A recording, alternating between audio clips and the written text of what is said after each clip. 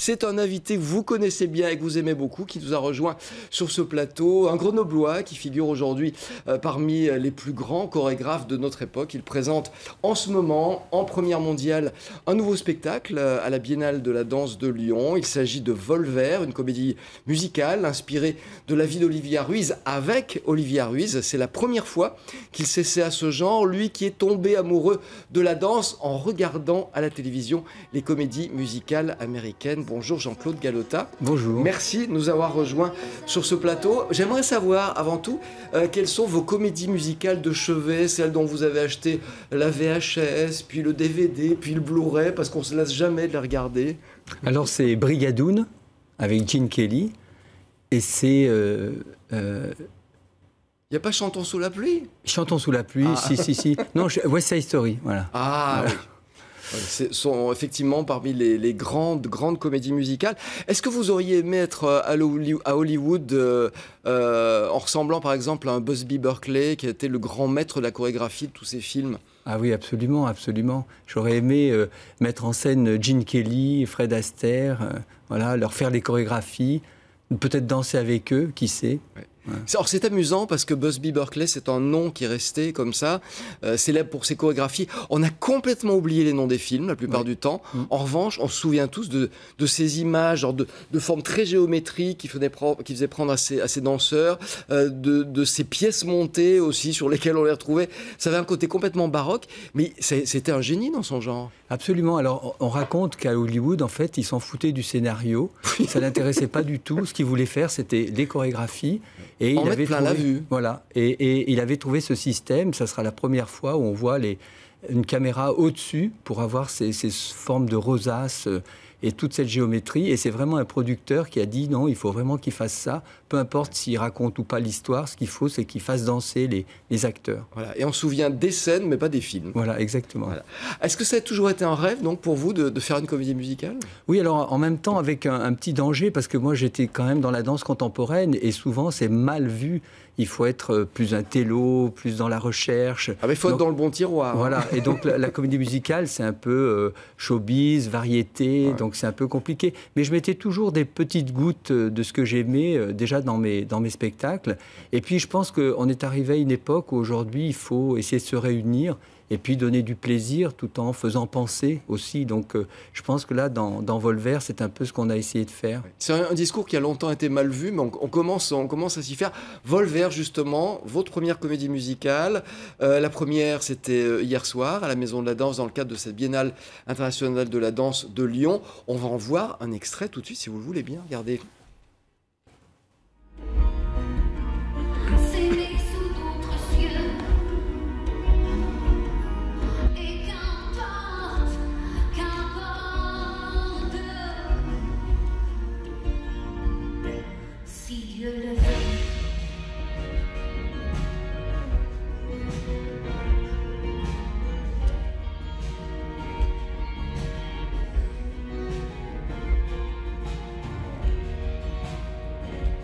Voilà, Vol Vert, donc en ce moment à la Maison de la Danse de Lyon dans le cadre de la Biennale internationale de la danse. C'est vrai que c'est une drôle de rencontre, mais pas tant que ça en fait, Olivia Ruiz et vous, parce que vous êtes dans la danse contemporaine, mais vous êtes ouvert justement à ce côté, je ne vais pas dire paillette parce que c'est péjoratif, mais au spectacle, au besoin de faire plaisir aux gens. Et elle, c'est une chanteuse qui est passée par la Starac, qui est on ne peut plus paillette a priori, mais qui a d'autres ambitions. Oui, en fait, elle aimait bien la comédie, hein, elle aime bien le théâtre, elle aime bien découvrir en fait des choses différentes. Donc on s'était rencontrés déjà sur un spectacle classique, c'était L'Amour sorcier, voilà, avec Marc Minkowski et Osinski. Et donc on a fait ce travail, et puis on s'est dit pourquoi pas le faire sur plus rock, plus sur ses musiques. Et voilà, j'ai imaginé cette histoire après un de ses concerts, et elle est tout à fait partante pour ça. Elle a travaillé, elle chante, elle danse, elle a une énergie incroyable. Et je voulais justement qu'il y ait ce mélange entre son univers et le mien. Et c'était ça le pari, de faire croiser ces deux forces. Voilà. Avec ces musiciens, vos danseurs, voilà. Effectivement un joli mariage de gens qui fonctionnent très bien. C'est vrai que je l'ai vu, c'est vraiment un beau spectacle. c'est bizarre pour elle parce que ça raconte un peu sa vie, mais un peu seulement, parce que c'est sa vie, mais romancée. Comment est-ce que vous avez réussi à équilibrer entre justement les petites choses rajoutées et puis sa vraie vie? En fait, en tant qu'immigré aussi, je voulais qu'elle raconte sa vie d'immigré espagnol. Et donc, j'ai imaginé une histoire avec différents tableaux. Romanesque. Et ensuite, avec Claude-Henri Buffard et Olivia Ruiz, ils ont peaufiné justement pour faire une contraction entre sa grand-mère, en fait, et elle, comme si on était, en fait, dans cette époque. Et je pense que ça se suit très bien, finalement, ce mélange de genres. Et aussi l'idée qu'il y a toujours une histoire d'amour un peu dangereuse. Il y a toujours ces réfugiés qui parlent, comme aujourd'hui, sur cette affaire très dure politiquement. Et en même temps, garder des choses très divertissantes comme Goûtez-moi avec une grande bouche comme ça, et puis tout à coup il y a ce rouge qui arrive et les danseurs qui se donnent à fond. Et je pense que le public, c'est un peu l'idée de la comédie musicale, c'est d'avoir différents genres qui passent à travers l'émotion, et ça nous donne comme ça un enrichissement pour suivre le spectacle. Oui, parce que le thème à la base est le thème grave, il est d'actualité, c'est la vie des réfugiés, ces gens qui sont déracinés de force et qui se retrouvent dans un pays où ils ne sont pas forcément bien accueillis. Et c'est vrai que vous nous rappelez qu'il n'y a pas si longtemps que ça, finalement, les Espagnols, et pas seulement eux, quand ils sont arrivés en France, ça n'a pas été facile du tout. C'est exactement ce qui se passe aujourd'hui avec les réfugiés qui arrivent du monde entier. Et justement, on l'a rappelé parce que les termes étaient les mêmes, hein, on rappelle un peu ça. Et donc, on vit la même histoire. Donc, ça permet de réfléchir à notre époque aussi. Alors, on ne veut pas non plus appesantir, hein, c'est tout en filigrane, avec aussi...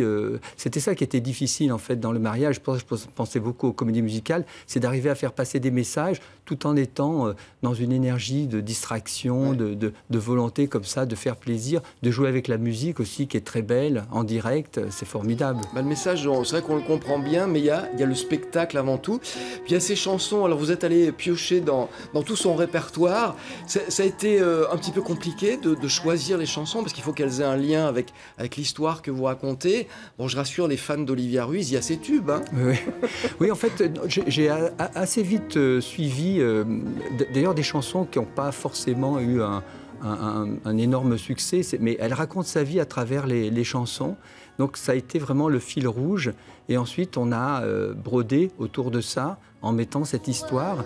Et les choses se combinaient très bien, en fait, parce que tout était déjà dit dans les chansons. Ouais.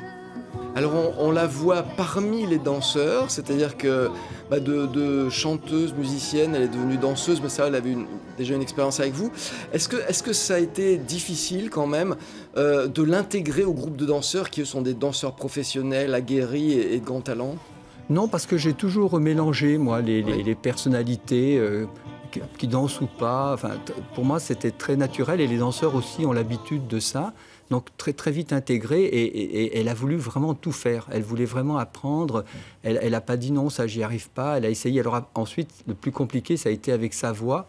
D'arriver à chanter et danser en permanence. Parce que c'était ça aussi, je ne voulais pas que ce soit la chanteuse et puis les danseurs derrière, comme on voit souvent dans les shows ou dans les comédies musicales, mais vraiment l'intégrer. Elle est vraiment avec les danseurs. Pour un œil pas très aguerri, au début du spectacle, on se demande où elle est. Oui, mais ça, c'était le pari, justement, de ne pas mettre central avec un gros projecteur et puis tout à coup les danseurs autour. C'était vraiment ce mélange qu'elle soit une danseuse qui chante, en fait. Alors, est-ce que les choses sont en train un petit peu de changer? Parce que c'est l'école américaine. Ces gens qui sont capables de jouer la comédie, de chanter, de faire des claquettes. C'est un peu les couteaux suisses de l'art. En France, on n'y est pas encore, mais les choses sont en train de s'ouvrir un petit peu. Oui, absolument. C'est vraiment quelque chose qui est en train de bouger. Donc si toute cette énergie de danse arrive aussi aux chanteurs et aux acteurs, je pense qu'il y a vraiment quelque chose de nouveau qui arrive. Et justement, dans notre époque, on a besoin quand même de partage. Je trouve que c'est une bonne idée. Et elle, vraiment, elle s'est mise à fond. Elle m'a dit, c'est vrai, c'est difficile parce qu'il n'y a pas d'école pour ça. Ouais. Elle a vraiment... C'est une rencontre, en fait, qui fait que tout à coup, elle se met à faire ce type de projet. Et là, elle s'éclate vraiment.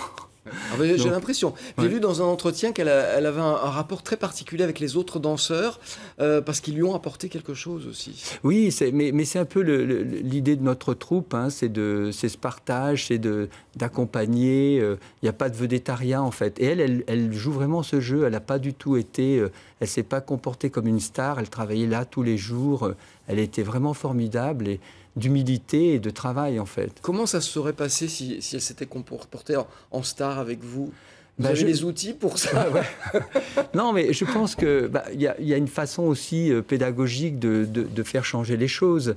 Après, je ne sais pas jusqu'où on peut aller, mais... Vous êtes plutôt du genre à faire changer les choses dans la douceur que dans le conflit? Voilà, et je pense qu'en comprenant les autres, leur façon d'être, on arrive à trouver une part de communication avec l'autre. Mais même dans la société, je pense qu'il faut trouver voilà, il faut aussi perdre un peu son ego et puis aller vers l'autre, le sentir. C'est le petit effort qu'il faut pour écarter l'ego. Mais il n'est pas tous les grand jours, l'effort. Hein. Non, mais c'est vraiment... donc je pense que c'est comme ça. D'ailleurs, comme ça, je travaille avec les danseurs et on arrive à obtenir beaucoup, en fait, parce qu'il y a cette confiance, il y a cette écoute et ça se fait dans la joie et les gens sont très performants. Dites-moi, ça vous a donné envie d'en faire d'autres de comédie musicale ou pas? Oui et non. Oui et non, parce que j'aime aussi retrouver une autre façon de travailler. Mais pourquoi pas? J'y réfléchis. C'est plus contraignant que ce que vous faites habituellement? Oui, parce que là, il y avait beaucoup à gérer. En plus, il y a la musique en direct, il y a d'autres façons de travailler. Donc c'est très très lourd. Mais c'est même pas tellement ça, c'est surtout parce que j'ai deux tendances en fait. J'ai une tendance de recherche en fait avec la danse, donc que je veux préserver. Et puis de temps en temps d'avoir ces moments de grâce comme avec Bachung, comme avec Mayrock. Voilà. L'homme à la tête de chou. Voilà. J'aime. C'était un projet que vous aviez avec Bachung. Voilà. C'est comme les cinéastes qui tout à coup font une chose intime, puis après ils ont envie de faire un western. Voilà, je pense qu'il y a vraiment ces deux tendances de l'art qui m'intéressent. Et j'essaye toujours d'entremêler les deux à chaque spectacle en fait. Très bien. Merci beaucoup, Jean-Claude Galota, d'avoir fait ce petit bout de chemin avec nous. Je rappelle que Volver est présenté ce soir, demain soir et samedi à la Maison de la Danse de Lyon, et c'est dans le cadre de la Biennale de la Danse.